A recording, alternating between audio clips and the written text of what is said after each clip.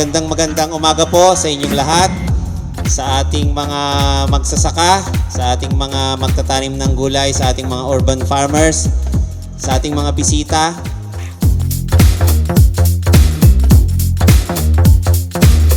Kinikilala po natin ang mahalagang bahagi po ninyo, ang mahalagang bahagi na inyo po nga iniaambag sa ating lipunan.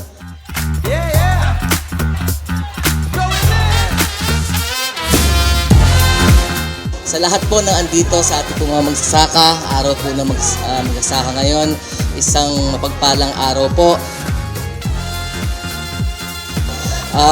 Pag nasa session po kami o before ng session, nakapag-usapan po namin ang lahat.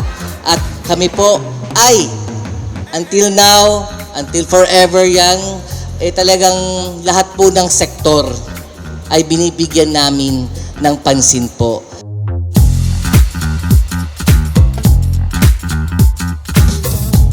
Luis Caracueva! During the pandemic, we realized na dapat po ang sektor ng agrikultura, ng pagsasaka po ay hindi pinapabayaan. Kaya we're always here for you. Rizaldi Baga!